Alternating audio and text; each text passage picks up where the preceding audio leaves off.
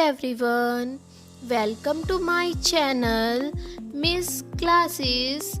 Like, share and subscribe. आज हम पढ़ेंगे बिजनेस ट्रांजैक्शन। जब हम गुड्स और सर्विसेज को कैश या क्रेडिट के अंदर एक्सचेंज करते हैं उसे हम ट्रांजैक्शन कहते हैं। An exchange of goods and services for cash or credit by the business with outsider is called transaction. Example: sales of goods, purchase of fixed asset. Features of business transaction. First one is it arises out of transfer of goods and services, यानी जब हम goods और services को transfer करेंगे तभी हमारी transaction arise होगी।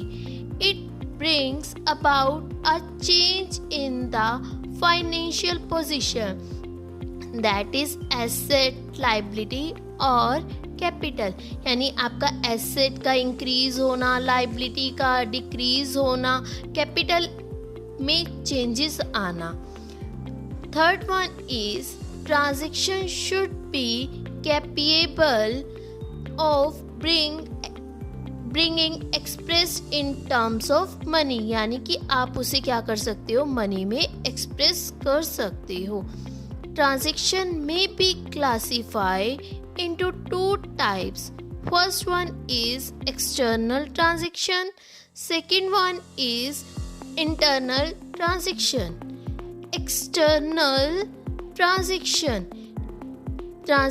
between two independent business entity such as a purchase of goods from creditor, यानी कि जब दो इंडिपेंडेंट एंटिटी के अंदर ट्रांजैक्शन होती है, ना ही परचेजर और ना ही क्रेडिटर एक दूसरे पर डिपेंड होते हैं।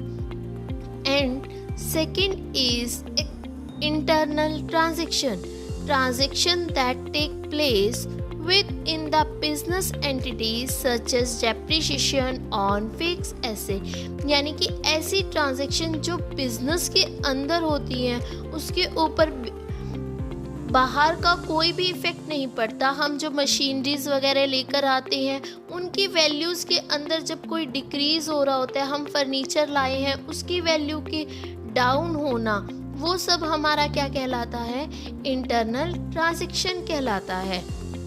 Thanks for watching. Like, share and subscribe Miss Classes. Oh everyone.